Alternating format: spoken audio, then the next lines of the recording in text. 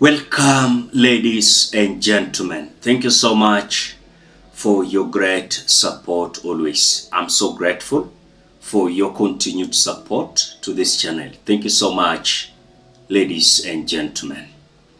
It is now clear, as I was just watching and seeing the reshuffle that William Ruto did yesterday about the PSS, it is clear that even the CSS are going to be reshuffled. And the main culprits are going to be Justin Muturi, number 2, Musalia Mudavadi, number 3, people like Deborah Baraza, then the CS of Water, CS Munga, as Raila Odinga is demanding other positions of the CSS, which this was an agreement they had with William Samoei Ruto. But of course, you've seen the PSS has already been given to Raila Amolo Odinga. Then what you must expect, Musalia Mudavadi is going to be the CS of the Foreign Affairs and is no longer going to be the Prime Cabinet. Number 2, Justin Muturi is going to be removed as the CS of Public Service, as a close ally of Raila Odinga is set to take over that position. So the reshuffle that happened yesterday, of course, in terms of the PSS, the CSS, they are succumbing. And the main culprits are going to be Musalia and Justin Muturi. Ladies and gentlemen, before we continue, as you always do, ensure you like the video. When you like the video, you automatically support the work that I'm doing in this channel, because sometimes you watch and you forget liking the video. So this is just a reminder. Please, as you watch, ensure you like the video. Thank you so much for that like. President William Ruto has unveiled his first major government reshuffle since signing the Memorandum of Understanding with the ODM leader Raila Odinga. The shakeup includes the creation of 7 new state departments and the introduction of a deputy head of public service post. Among the newly established departments are Justice and Human Rights and Children's Welfare, both allocated to ODM, reflecting the power-sharing deal. Stephen Leto now reports. Broad-based wheels of government restructuring are now in motion. President William Ruto has made sweeping changes in principal secretary positions, reorganizing existing dockets while introducing new ones. He has also made changes to the nation's foreign service. Of particular significance in this reshuffle is the creation of 6 new state departments and the introduction of the deputy head of public service post, signaling a possible expansion of government operations.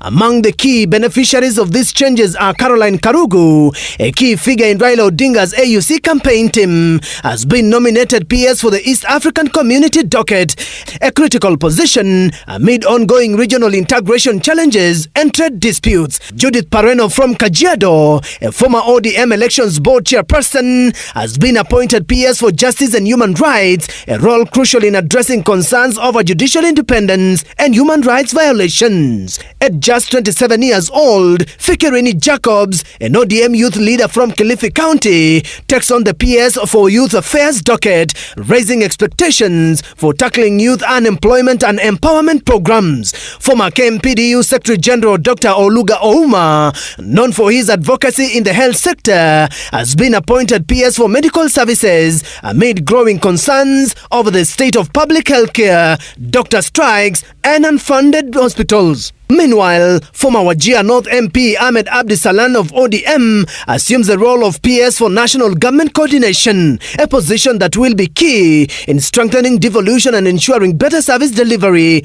across counties. Among the major changes, Edward Kisiangani, who recently clashed with the media, has been removed from the ICT docket and replaced by Stephen Isaboke, who is now nominated as PS for Broadcasting and Telecommunications. Kisiangani, however, has been reassigned as advisor to the president on economic affairs.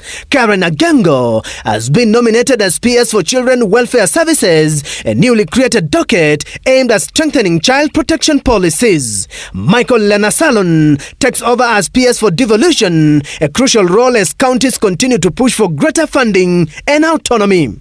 Other key appointments include Jenny Mbunya, PS for Public Service, Regina Akoth, PS for Trade, Cyril Wagunda, PS for Public Investments. Existing principal secretaries have also been reshuffled. Julius Bitok, previously PS for Immigration, has been moved to Education, taking charge of the ongoing competency-based curriculum CBC reforms. Theresia Mbaika has been reassigned to the newly created Aviation and Aeroscope Development docket, a move aimed at boosting Kenya's position as a regional aviation hub. Ismail Madei takes over special programs, while Harry Kimutai moves from Afya House to mining. Elijah Mwangi becomes the new PS for Sports, while Belio Kipsang is now in charge of immigration. Beyond PS nominations, former Health CS Susan Nakumincha has been nominated as Kenya's permanent representative to the UN Habitat in Nairobi. Meanwhile, Peter Tum, previously PS for Sports, has been appointed ambassador to the Democratic Republic of Congo. Stephen Leto, Citizen TV. Definitely, this was what was going to come. And the agreement was not as per what Raila Odinga and William Ruto signed at KICC. This was positions. Then later, you'll hear these individuals wataanza kuvurutana kwamba this is something that is not working. Because already you can tell, is there changes that we have seen since Raila Odinga's experts joined the government? 4 of them. That is Joho, Oparanya, Opiyo Wandayi, and John Mbadi. Have we seen some changes? Then you have answers. But for me, what I've realized is that several individuals are going to be culprits in this government. Immediately, Raila Odinga decided to join hands with William Ruto. It was basically pure politics. It was not about something that was going to benefit Kenyans. So if you expect William Ruto to discuss your issues, Raila Odinga to discuss your issues, I'm sorry for you, but these individuals are busy dividing themselves positions. Then later, you'll hear them saying, we have done this and this, we have reshuffled this and this, and now the country is united. Not even addressing the issues of Kenyans. So what was signed at the KICC was not the main document. The main document is behind the scene, where Raila Odinga must get 15 PSS, Raila Odinga must get 7 CSS, Raila Odinga must be given chairpersons and parastatals or boards, and that is the agreement they had. So those individuals who are going to be culprit, just wait. Musalia is going to be one of them. Justin MUTURI is going to be one of them, because even you can see Raila Odinga is already having almost 50% of the government. 50%. And that was the agreement.